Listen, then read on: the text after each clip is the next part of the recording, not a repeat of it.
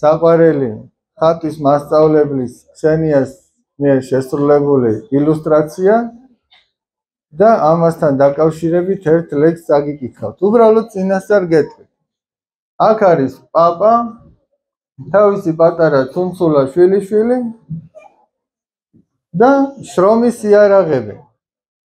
და მათ შორის ცული, რომელიც ძლიერ ამაყობს რაღაცით. ეხლა ვნახოთ რით. ლექსს ქვია, მერე ჩვენ ამაზე ვიმსჯელოთ. ესეც რაღაცნაირად თემატურადაც ებმის იმას. და თან იმიტომ რაღაც ახალი დაწერილია და ვნახოთ აბა რა გამოვა. მერე ჩვენ ერთად ვიმსჯელოთ. ავტორი უცნობია. თედო პაპა და ცული. იყო ერთი გამრჯე კაცი. დღიდან მოდის თედო პაპა. შვილიშვილიც ყიყავს ანცი. სახლში უცდის ვარდებს ხატავს. თედო სარდავს მიაკითხავს. დახზე აწყობს დაღლილ ცულებს. ბავშვი ალბათ რამეს კითხავს პაპისკენ რომ მიცუნცულებს. ხელს ჩაკიდავს სახლში მიჰყავს. გზაში ამბობს პაპა თედო. შენაირი ნეტავ ვიმყავს ჩემო ტკბილო და იმედო. ცულმა სარდავს გადახედა. ნახა გვერდით ედო ბარი. ცელით თოხიც მოიკითხა და სულ ყველა მეგობარი. პაპი მეტი რად ვერ მოსჭერ, დაგიბლაგვდა განაცული.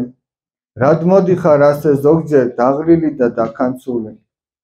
დიახ შვილო, გამიჭირდა დღეს რომ ცულმა არ ივარგა. დამიბლაგვდა არ მიჭრიდა, ვეღარ ვჭრიდი ხეებს კარგად. ამ დროს ცული იკვეხნიდა, უამბობდა დიდის ლხენით. დღეს მოვჭერი უღრან ტყიდან მრავალნი და დიდი ხენი. ცული ლაღობს, დარდობს პაპა, თუმცა ერთად იყვნენ ტყეში. ცულს რა ძალა შესწევს აბა კაც თუ არ უჭირავს ხელში.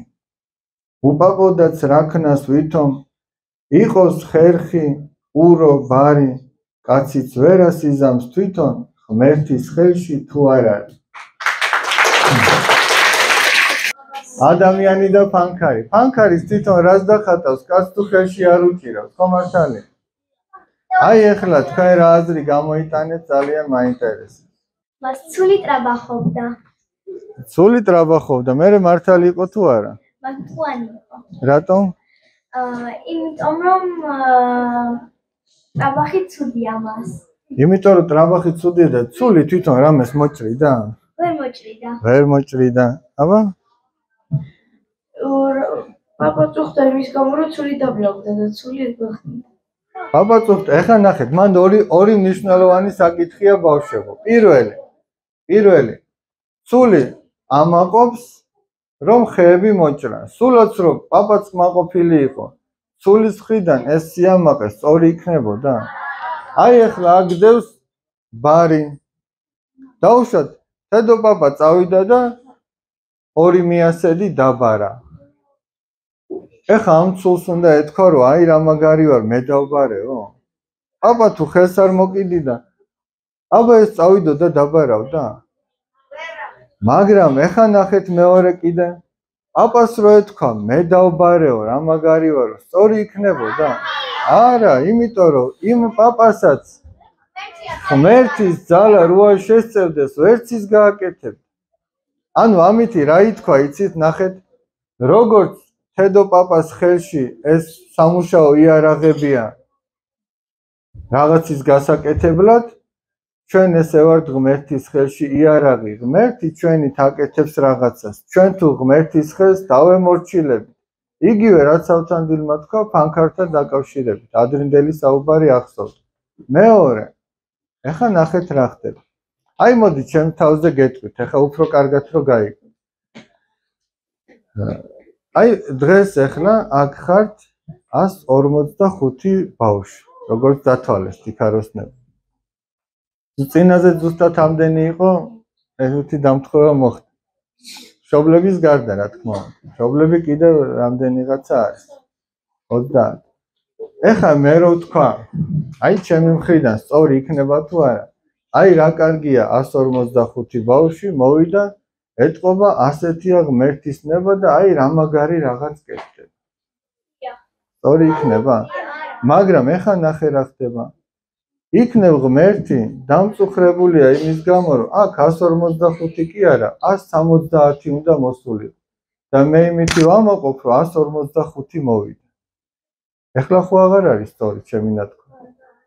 ანუ მე მგონია, რომ ეს უკვე კარგია, მაგრამ იქნებ ღმერთის ჩანაფიქრი ის არის, რომ უფრო მეტი უნდა მოსულიყო. ამიტომ რასაც არ უნდა აკეთებდეს კაცი, ყოველთვის უნდა ფიქრობდეს, რომ იქნებ მე ჯერ კიდევ ვერ შევასრულე ის, რაც ისგან მევალება. და აი როგორც ანა ამბობდა, გაამპარტამდება ისო.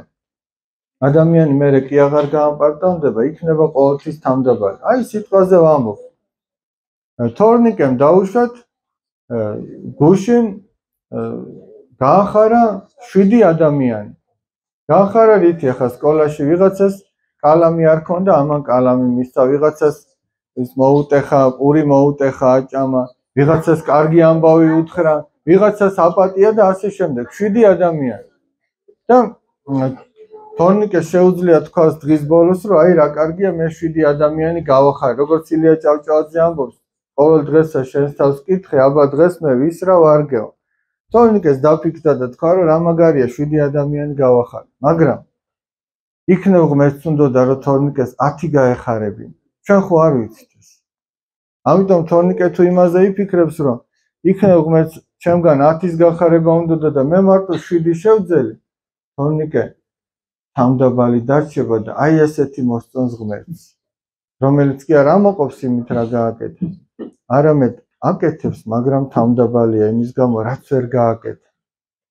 ეს სული რო დგას და იბრიქება, პაპა თავჩაღუნული დგას და დარდობს. დამიბლოგდაო იმ სულზე ამბობს, რომელიც თავაწეულია და ამაყობს. აი გარი ჩვენი და ღმერთის ერთმანეთთან დამოკიდებულება.